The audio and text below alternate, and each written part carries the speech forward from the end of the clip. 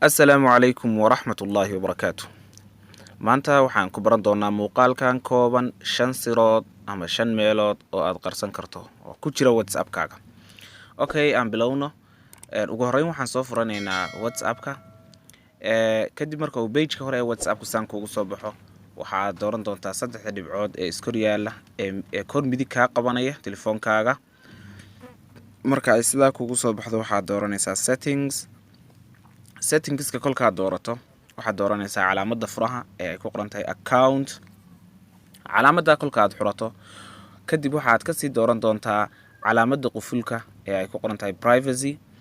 Taa marka doorato 5 option ee ugu horeeya waa kuwa aynu maanta ka hadli doono insha Allahu tacaala: last seen, profile photo, about, status iyo read receipts.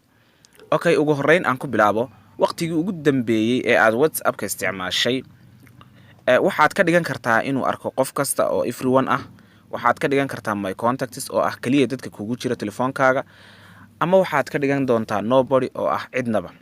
Hadda waxaynu ka dhigaynaa nobody, sidaa daraadeed cidna ma arki doono. Haddii aad rabto inaad qarsato waxaad ka dhigaysaa nobody, sidaa daraadeed qofna ma arki doono waqtigii ugu dambeeyay ee aad isticmaashay WhatsApp-ka. Sidoo kale ogsoonow, adiguna ma arki doontid waqtigii ugu dambeeyay ee ay dadka kale isticmaaleen WhatsApp-yadooda. Profile photo waa talabaad.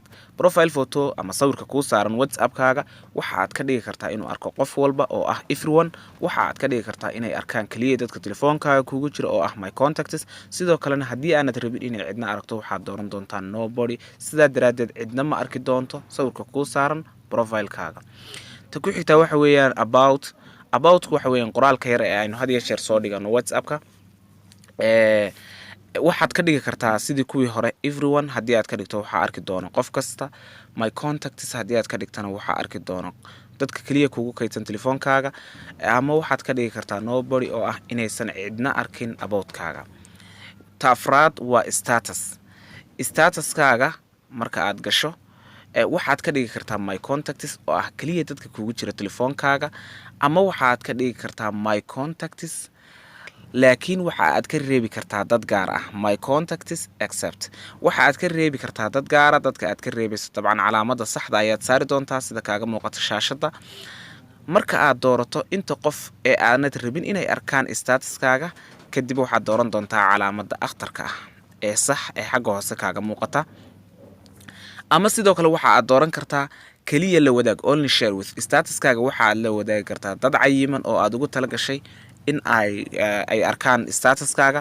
Kadib marka aad dadka dooratay calaamadda saxda aad saartid, waxa aad xulan doontaa calaamadda hoose ee kaaga muuqata dhinaca hoose ee midigta. Kadib waxa aad dooratay only share with. Dadka kaliya aad la wadaagtay ayaana arki kara status-kaaga. Kadib waxaad leedahay calaamadda dhan ee akhtarka ah ee hoosta kaaga muuqata. Tashanaad waa read receipts. Waxa weeyaan marka uu qof message kuu soo diro ee aad message-kiisa akhrido, waxa uu saaraa laba tick oo buluug ah. Marka hore labada tick waxay ahaayeen madow, waxay isku bedelaan markaad akhrido buluug. Adiguna sidoo kale kolka aad qof message u dirto ee uu message-ka akhriyo, waxa ay labada tick isku bedelaan buluug. Haddaba qofka message kuu soo diray ma ogaan doono inaad message-kiisa akhriday iyo in kale haddii aad xidho meesha ay ku qoran tahay read receipts. Marka hore saas ayay u furan tahay.